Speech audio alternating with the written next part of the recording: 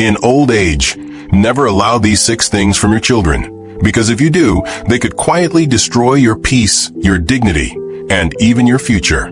That may sound harsh, but it's the truth. So many loving, well-meaning parents, mothers and fathers who gave their lives to raising their kids find themselves in painful situations as they grow older.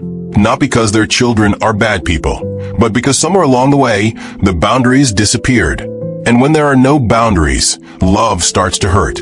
It turns into guilt, obligation, exhaustion. But you are still a whole person with your own needs, your own space, your own time.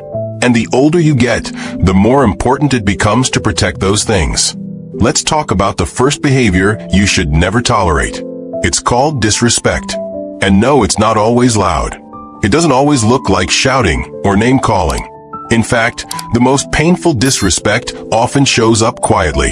A sarcastic comment, a rolled eye when you share a story, a laugh when you express an opinion. Your son tells you, "That's not how things work anymore, Mom," and the room chuckles, and you smile too, but deep down it stings.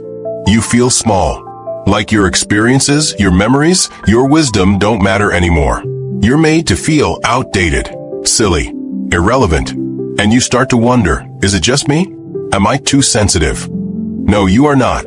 You're simply asking for the most basic thing any person deserves, respect. Respect for your voice, for your life experience, for the years you've lived and the lessons you've learned. You may have carried these children in your arms, sacrificed sleep, money, your own dreams for them.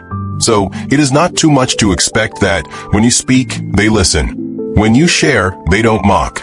When you are in the room, you are treated like someone who matters. That is not weakness. That is dignity. And if it's not happening, you have every right to speak up. Not in the middle of a crowded dinner table, not in the heat of the moment, but in a quiet, private moment when emotions are calm. You can say something as simple as, "When you laugh at my stories, it makes me feel like they don't matter. Like I don't matter." That one sentence can shift everything. And if it doesn't, if the dismissiveness continues, it's okay to step away. To say, "I won't keep sitting through conversations that make me feel invisible." Because your presence should never feel like a burden. Now let's move to the second behavior that can quietly destroy your well-being, financial dependence. This one is hard, because it always begins with love. You want to help. You want to see your child stable, safe, supported. So, you lend them money for a car repair, help with rent, pay for a course, cover their credit card bill, just this once. But somehow, it keeps happening. The phone rings. "Mom, I just need a little help this month." "Dad, I promise this is the last time." And you keep giving. Not because you're naive, but because you care. But here's the truth. Every time you pull money from your savings, from your retirement, from the small garden you've carefully planted for your later years, you are slowly sacrificing your own stability. You're giving away the comfort you worked a lifetime to build. You may have spent years budgeting, saving, going without certain luxuries to ensure you could one day rest. That day is now. You've earned it. But if that money is constantly leaving your hands and going to a grown child who should be standing on their own 2 feet, something is out of balance. Yes, it's okay to help occasionally. Yes, it's okay to say yes when it feels right. But when it becomes a pattern, when they're well into their 30s or 40s and still leaning on your wallet instead of learning to budget, plan, and provide for themselves, it's time to reevaluate. There is no shame in saying, "I can't continue to help in the same way." You can offer alternatives. "I'll help with your job search. Let's sit down and create a budget together. I'll match what you save, but I won't cover the whole thing anymore." These boundaries are not punishments. They are stepping stones toward your child's independence and your own peace of mind. Because the truth is, giving too much financially can lead to resentment, stress, and even health problems. Your retirement is not their backup plan. It is your time. You've already given them the tools to build their lives. Now it's time to protect yours. What many older adults don't realize until it's too late is that money isn't just about dollars. It's about energy.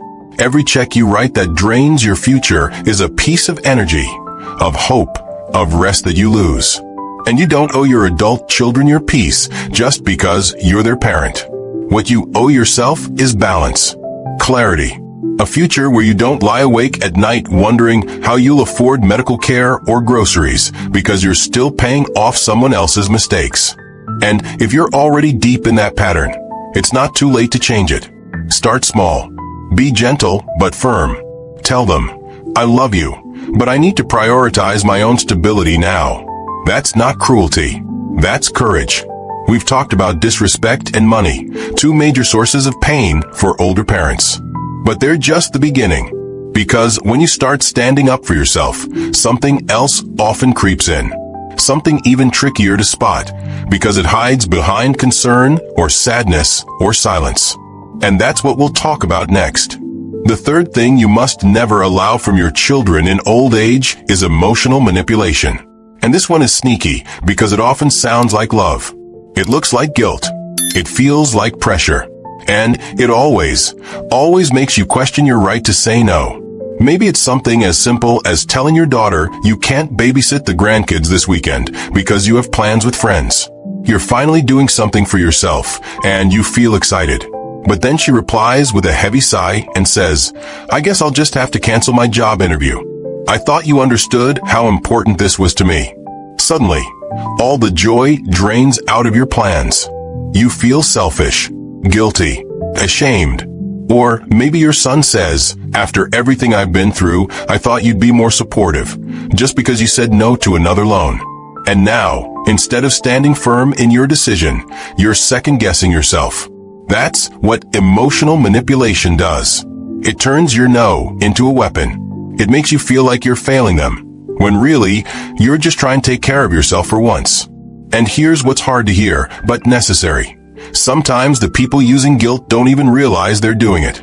They've just learned that if they press the right buttons, if they pout or cry or stay silent long enough, you'll cave. They know your soft spots. They know how much you love them. And without meaning to, they've started using that love as a tool. But love is not an obligation. It is not guilt. It is not giving in because you're too afraid to be seen as difficult or uncaring. You can love your children deeply and still say no. You can be a good parent and still set boundaries. You are allowed to protect your peace, even if it disappoints someone else. So what can you do when you feel that emotional pressure creeping in? First, pause. You don't have to answer right away. You can say, let me think about that, and give yourself time to breathe, to reflect, to check in with your own needs. That one sentence gives you power. It buys you space. And second, when you do respond, speak with love, but also with clarity. Say something like, I notice that when I say no, you often make me feel guilty. I love you, but I need to be able to make decisions for myself without being pressured. Will that feel uncomfortable? Probably. Will it create tension at first? Maybe. But healthy relationships aren't built on silence. They're built on honesty, on mutual respect. And if your children truly love you, they'll listen. Maybe not immediately, maybe not perfectly, but they will learn over time that your boundaries are not rejection, they are protection for both of you. And remember this, no is a complete sentence. You don't need to explain every detail. You don't need to defend your time, your energy, your choices. You can simply say, no, I can't do that right now, and that's enough. The people who love you will respect it. The people who don't, well, they're the ones who needed the boundary most. Let's talk about the fourth thing you should never allow from your adult children. And that's when your time, your home, and your freedom become their backup plan. Maybe this sounds familiar. You finally sit down to read your book, enjoy a cup of tea, or catch up on your favorite show, and the phone rings. Can you come over right now? I need someone to watch the kids. Or worse, they just show up at your door without calling, expecting dinner, laundry, attention, as if it's still 20 years ago and you're running the family home full-time. Now let's be clear, being needed can feel good. Spending time with family, helping your grandchildren, being part of their lives, that's a beautiful thing. But when that time is always on their schedule, when your own plans are pushed aside again and again, when your home becomes a revolving door that serves everyone but you, something's wrong. Because slowly you start to disappear. Your hobbies, your friendships, your moments of peace all shrink to fit into everyone else's needs. And that's not okay. You deserve rest. You deserve space. You deserve the freedom to say, this weekend, I need time for myself. You are not being selfish. You are being responsible with your energy, with your mental health, with your joy. So, how do you start taking your time back? You begin by setting expectations. Let your children know, gently, kindly, that unplanned visits don't work for you anymore. That you need to notice. That your schedule matters too. You might say something like, I love spending time with the kids, but I need a few days' notice so I can plan around my own needs. Or, I can help on Saturday afternoon, but I won't be able to stay the whole day. That's not cold. That's honest. And it's okay to be honest about your limits. As we get older, our energy shifts. We may not be able to do what we used to do, and we shouldn't have to. If you feel exhausted after a full day of running around, it's okay to say, I can help for a few hours, but I'll need the rest of the day to rest. That's not weakness. That's wisdom. And if they push back, if they try to guilt you, that's just more proof that the boundary is necessary.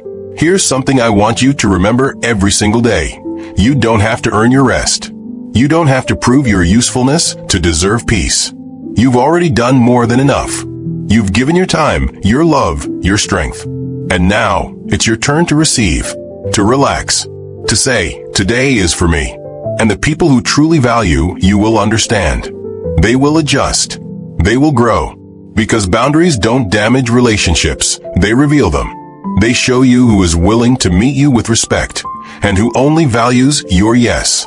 What we're talking about here isn't about creating distance between you and your children. It's about restoring balance, about reclaiming the parts of your life that have been quietly taken piece by piece, favor by favor, drop in by drop in. It's about saying, I love you, but I matter too. And that leads us to the final behavior, one that we'll dive into next. Because sometimes, the real hurt doesn't come from what they ask you to do. It comes from what they don't do when you need them most. The fifth behavior you must never allow from your children in your later years is neglect, especially emotional neglect. Because sometimes, what hurts the most isn't what they say to you. It's what they don't say. It's what they don't do. It's the silence when you need them most. Maybe you've been recovering from surgery, or dealing with a hard loss, or even just needing a hand carrying groceries into the house. You're not asking for the world. You're not asking for them to drop everything. But you expected a phone call, a visit, a small sign that someone remembered that you, too, have needs. That someone cares that you're still here. And when that care never comes, it doesn't just feel like forgetfulness. It feels like being invisible. This is one of the most heartbreaking realities that older adults face, the moment you realize the roles have shifted, and yet the support hasn't come full circle. You were the reliable one, the caregiver, the constant. You showed up day after day, year after year. You were there for the fevers, the broken hearts, the bad grades, the scraped knees, the unpaid rent. You showed up for them in their worst moments. And now, when you're going through yours, no one is showing up for you. And what's even harder, you don't want to beg. You don't want to be a burden. You don't want to have to explain why you matter. So instead, you stay quiet. You say nothing. You wait by the phone. You tell yourself they're busy. They have kids. They have their own lives. And maybe they do. But here's the truth. Love is not just what you give. It's what gets returned. And you deserve to be seen, supported, and acknowledged. Not because you raised them. Not because you gave them everything. But because you are still here, and your life still matters. So how do you deal with neglect without feeling like you're chasing attention? You start with honesty. Not hints. Not guilt. Not silence. But clear, direct honesty. You might say, I've been feeling a bit alone lately. It would mean a lot to get a phone call now and then. Or, I have a doctor's appointment next week, and I'd really appreciate someone coming with me. That's not needy. That's vulnerable. That's human. And sometimes, that's exactly what it takes to cut through the noise of their busy lives and make your needs visible again. And yes, there's a difference between your preferences and your real needs. Wanting a weekly call is different than needing someone there after a fall or when you're recovering from illness. But both still matter. Because even your preferences, your desire for connection, for company, for a shared meal or a laugh, they are part of what makes you feel alive. And you don't have to apologize for wanting to feel alive. But what if they still don't come through? What if the pattern continues and the silence stretches on? That's when it's time to shift your energy. You start giving more of your emotional space, not to the people who repeatedly forget you, but to the ones who show up. Maybe that's a neighbor who checks in every morning. Maybe it's a friend from church or someone you met at a community class.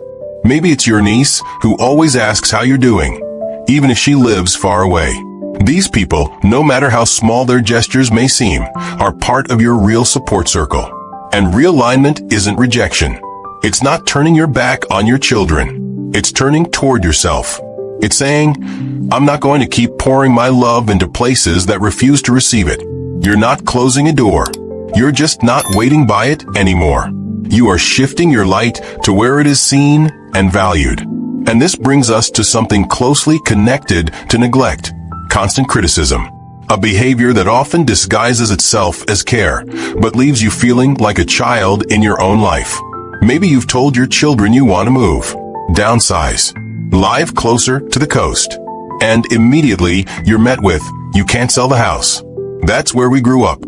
Or maybe you're thinking of taking a painting class or even trying online dating, and they look at you like you've lost your mind. Are you sure that's safe? Isn't it a little soon, they say, and suddenly your excitement turns into embarrassment.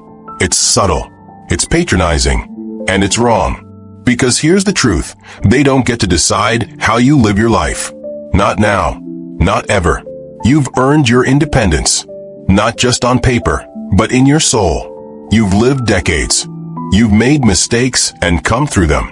You've loved and lost and started over. You've built a life with your own hands. And you don't need permission to live it how you want to. So when the criticism comes, masked as worry or concern, you can listen once. You can consider their opinion, but you don't have to absorb it. You can say, thank you, but I've thought this through. I'm happy with my choice. You don't need to argue. You don't need to defend. You're not on trial. You're not their project to manage. And remember this, sometimes their criticism has nothing to do with you. Sometimes it's about their own fear, their discomfort with change, their own aging, their worry about losing control. They may not even realize they're projecting. But that doesn't mean you have to accept it. You can keep certain decisions private. You don't have to share every move you make. Not because you're hiding, but because you are protecting your peace. That is your right. You have the right to build a life that fits who you are now, not just who they want you to be. You have the right to find joy, to try new things, to take risks, to fall in love, to start again, even at 70, 80, or 90. Because your story isn't over. Not even close. And when the criticism comes, I want you to remember this. You are not too old. You are not too late. And you are not living for someone else's approval. You are living for yourself. Finally, there's one more behavior that, although quieter than criticism, can be just as damaging. It's something many older parents don't even notice until it's already become a pattern. Being expected to always give care, but never receive it in return. It starts with a simple request. Can you help with the baby while I go back to work? Or, can you move closer so you can help with school pickups? At first, it feels good to be needed. You love your grandkids. You want to help your children. You feel a sense of purpose again. But then the requests keep coming. Suddenly, what started as one afternoon a week turns into 3, then 5. Before you know it, your retirement begins to feel like a second full-time job. But what happens when you need help? When you try to talk about planning for your own care, your health, your future, suddenly everyone is too busy or brushes it off. Don't worry about that now, they say. Or they change the subject. And you're left with a growing fear that when the time comes, you'll be facing it alone. That is not fair.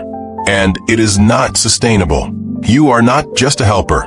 You are not just a babysitter, a driver, or a free cleaning service.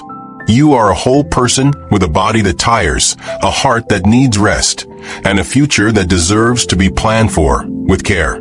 If you enjoy helping with the grandchildren, that's beautiful. But if you find yourself overwhelmed, exhausted, or resentful, it's time to say, I need to reclaim some of this time for myself. That sentence is not selfish. It's survival. You are allowed to say no. You are allowed to set limits. You are allowed to say, I can help once a week, but not every day. Or, I need a few mornings each week just for me. Your time has value. Your energy has value. And just because you're retired doesn't mean you're endlessly available. And when it comes to your own care, don't wait for a crisis to start the conversation. Sit down and say it clearly. I'd like us to make a plan in case I ever need help in the future. Talk about where you might live, who will help with medical decisions, how finances will be handled. These may feel like uncomfortable topics, but having clarity now prevents chaos later. And if your children avoid these conversations or don't want to think about your future needs, that doesn't mean you have to stay silent. It means you start planning with the people who are willing. That might be a friend, a lawyer, a care planner, a neighbor, a trusted professional. You don't have to wait for your family's permission to protect your future. You don't need their approval to build a plan that gives you peace of mind. Because here's what's at stake: your independence, your safety, your dignity.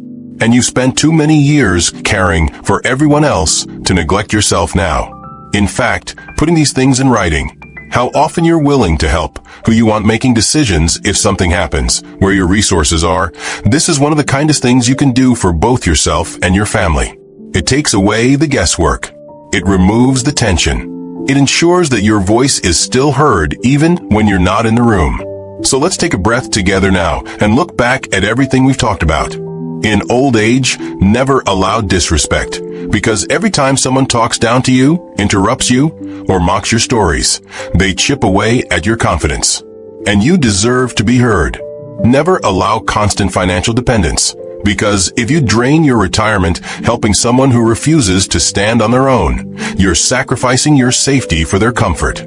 Never allow emotional manipulation, because guilt is not love, and you are allowed to say no without apologizing. Never allow your time and space to be used without boundaries, because you've earned your rest, and your home is not a 24/7 convenience store. And never allow neglect, because when you are in need, your children should show up. Love includes presence, care, a willingness to support the one who once supported everyone else. You are not asking for too much. You are not being difficult. You are not being selfish. You are simply choosing dignity. And if your children don't yet understand that, it's okay to teach them. With kindness, yes. With love, always. But also with strength. Because setting a boundary is not rejection. It is instruction. It is saying, this is how I deserve to be treated. It is reminding the world, and maybe even yourself, that you still matter. You are not just a parent or a grandparent.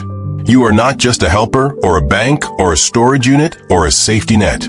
You are a human being with dreams, with value, with years left to live fully, deeply, and unapologetically. And if no one else says this to you today, let me be the one. You have permission to reclaim your life, to protect your peace, to rediscover your joy, to live on your own terms.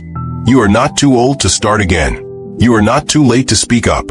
And you are certainly not done. So if this message spoke to your heart, I'd love for you to share in the comments. I choose dignity. Not just as a phrase, but as a promise to yourself. And if you'd like more videos like this, gentle, honest, empowering messages for this season of your life, be sure to like this video and subscribe to the channel. Don't forget to click the bell so you'll be the first to know when something new arrives just for you. Because you are not alone, you are not forgotten, and you are far from finished. We'll talk again soon. Until then, take care of yourself. You're worth it.